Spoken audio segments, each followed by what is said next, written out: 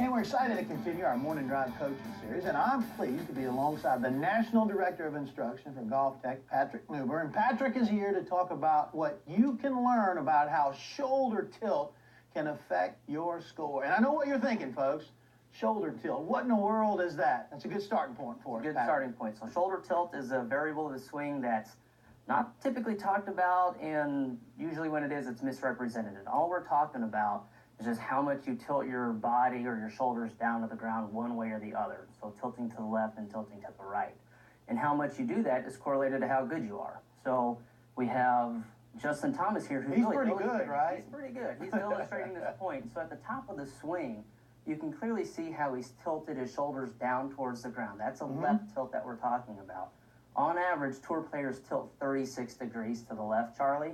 And good players, we know, do it more than bad players. So one of the cool things about working at Golf Tech is that we have the ability to measure the swing. Okay, so let me just jump in right there. Just show me while you're standing right there. What's an example of bad shoulder tilt so we can sort of compare? Correct, yeah. So that would be like this tilt over here where you have the higher handicap. So at the top of the swing, you would be less tilted down towards the ground. It's hard to find the bottom of the swing if you don't have the proper tilt then. Yeah, your head starts in a certain space at a test, and then if you tilt enough, your head will stay there. But if you don't tilt enough, where people tell you to turn level to the ground or get your shoulder behind the ball, that can actually reduce your tilt and make your head move when you swing back.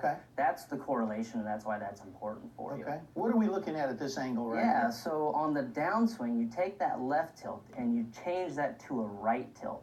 So at impact, the average tour player is about 40 degrees, but then they keep tilting that more degrees down towards the ground to where, like, point in the swing where Justin is. You see the hands are about, or arms are about parallel to the ground. You're at 49 degrees tilted to the right, and you've been around the game a long time. You've probably never heard anybody explain how much more you need to tilt from impact all the way through to this point in the swing. And that's just important to help the golfer to be able to shallow the hit. So it helps them to swing straight into the ball, and even though the ball's sitting on the ground, have a shallow hit so that you can still launch the ball high into the air. Okay, let's head over to the hitting area. Coming in shallow, that's something that we hear a lot. That has a direct correlation to shoulder tilt, correct? Correct. Okay. That's a big function of it. Okay, so let's demo that a little bit. Yeah, well, let's, so I would start with the backswing. Okay. So at the top of the swing, we talked about 30 thick.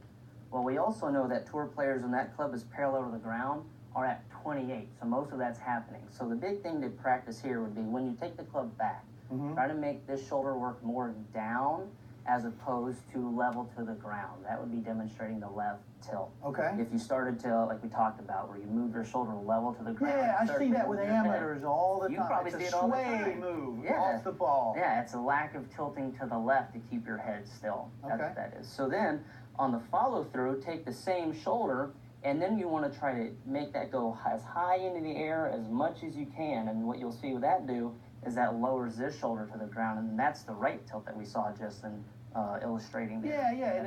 And is that, when we see Justin up, he's pushing up with the left, but he's also getting that steepness there, correct? Correct. Yeah. So you're doing it for speed, but also just shallowing the hit. You know, like him, he's not a big guy, but he smashes that thing out there hundreds of yards. Okay, well, that would be your way to practice it. I would start, I'll hit a couple here, but I would start simply just by making some swings, working on that left shoulder. Just a little bit closer to you. Closer to you? Getting there, just a little bit more. So make small swings, just trying to move your left shoulder down and then up.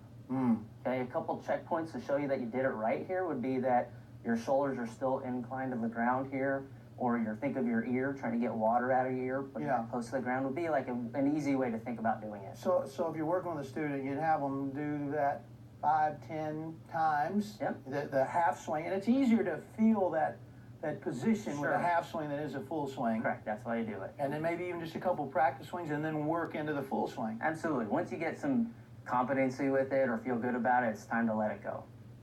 Okay? All right. So should we hit one? Well, you're feeling confident and competent. Yeah, I can see that move. Look at Justin Thomas right there. I like you posing. There's that out a little bit. Yeah. Only difference is he's got a little thicker wallet than you do. He does. I don't think it's a little bit either. Exactly.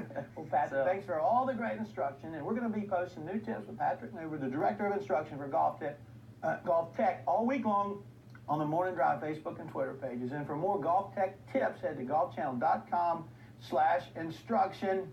Damon, back to you.